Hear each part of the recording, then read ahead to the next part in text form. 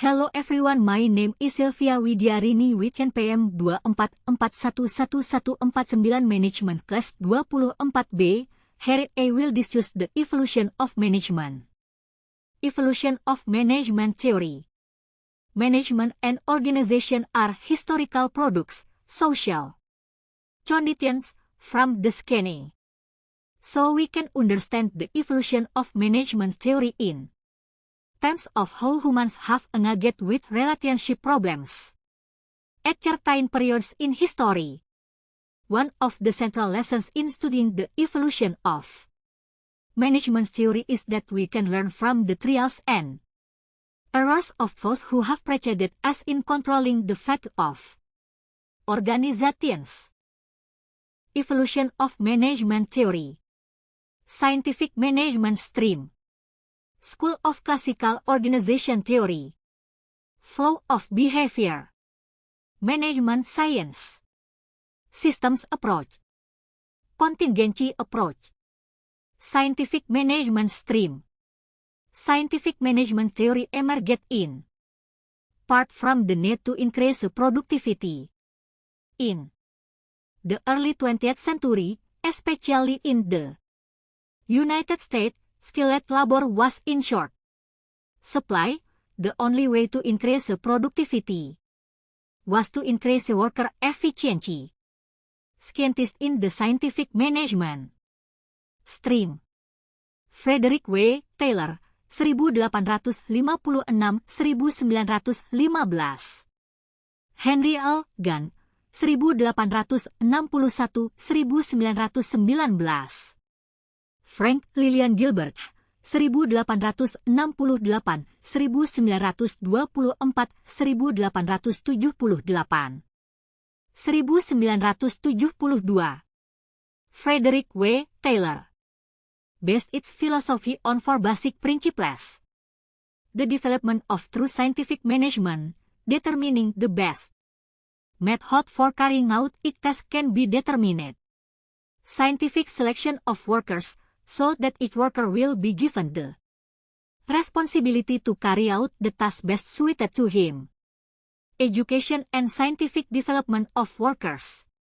Friendly and personal cooperation between management and workers. Henry L. Gantt. Abandoning the differential rate system because it was deemed too small had a motivational impact. Gantt created a new idea: every worker who successfully completed the task assigned to him in a day would receive a bonus of 50 cents. Then he added a second motivation: supervisors will get additional bonuses if all workers reach these standards. Gantt pioneered a recording system with charts for production schedules, Gantt chart. Frank Lillian Gilbert. Lillian and Frank collaborated to study fatigue and movement and focused on ways to promote individual worker well-being. In their concept, movement and fatigue are interrelated. Any movement eliminated reduces fatigue. They try to find economical movements for each task, with the aim of increasing performance and reducing fatigue. Organizational theory is a theory that studies the process of cooperation between individuals in an organization.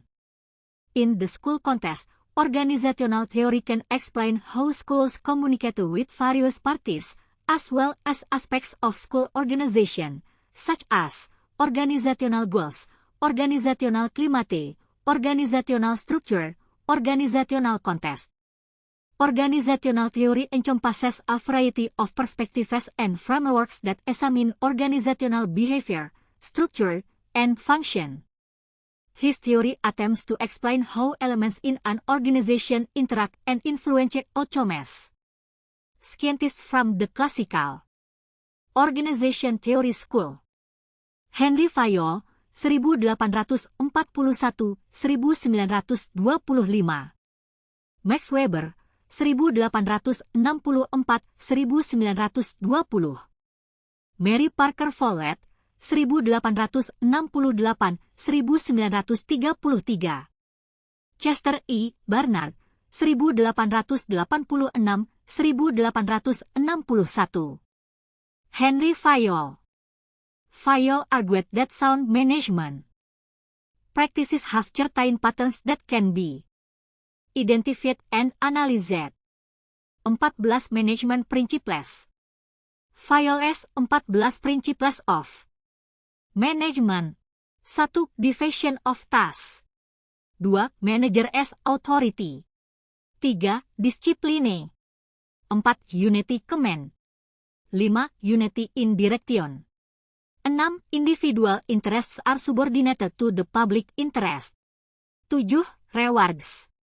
8. Centralization. 9. Hierarchy. 10. Arrangement. 11. Justice. 12. Staff Stability. 13. Initiative. 14. Corp Spirit. Max Weber. Weber put forward bureaucratic management, which emphasized the need for a strictly definite hierarchy to clearly regulate rules and authority. Mary Parquet Follett. Management is the art of doing work through people, the art of getting work done through other people. Chester E. Barnard. A company can operate efficiently and survive only if the organization's goals are balanced with the goals and needs of the individuals who work for the company. The behavioral school is a management concept that studies how to increase the organizational productivity by focusing on workforce motivation. This school is also known as the human relations movement because it emphasizes the human dimension of work. The behavioral approach to management focuses on the analysis and influence of psychological and social factors on individual behavior in organizations. Proponents of this approach emphasize that humans deserve to be the main focus of organizational activities. Behavioral theorists believe that a better understanding of human behavior at work will increase productivity. Some theorists who contributed to behavior management include Mary Parker Follett, Elton Mayo, and Abraham Maslow. Management science is a science that studies how to manage resources to achieve desired goals. Management is a process that involves planning, organizing, directing, and controlling resources. The Management Science School focuses on management calculations based on calculations that can be scientifically justified. Every problem solver must first find out the problem by carrying out scientific research activities such as research. Management Science Stream. Robert S. 1MCH Pronunciation Namara, 1960s. Approach management problems with the use of mathematical techniques to model, analyze, and solve them.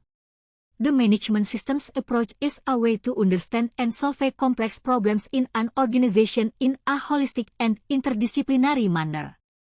This approach considers the entire organization as one large system that is interconnected and dependent. The management systems approach is important because companies are becoming increasingly complex. The potential of automated computers is increasing. Managers need to be more careful in decision-making and information flow. In the management systems approach, managers consider the organization as a whole, not its parts separately. This approach consists of main components, namely input, process, output, and result.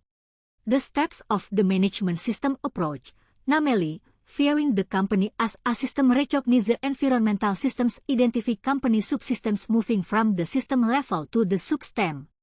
Systems approach. Management views the organization as a unit, a system with goals consisting of interrelated parts. Enterprise open systems flow and feedback. Environment external. Input. Man. Capital. Technology. Information. Transformation, change process. Outputs. Feedback.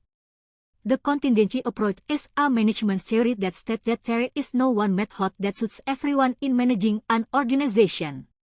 This approach is also known as the situational approach. The contingency approach emphasizes that the best course of action depends on the particular circumstances, including the environment, the task, and the people involved. In other words, each company must find the style that best suits them by evaluating the external and internal needs of their organization. In the context of leadership, the contingency approach emphasizes that there is no single leadership style that is effective in all situations. Contingency approach. The view that management's techniques best contributed to the achievement of organizational goals may vary in different situations or environments.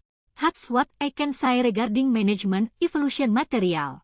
If there is a mistake, I apologize. I will end. Wassalamualaikum warahmatullahi wabarakatuh.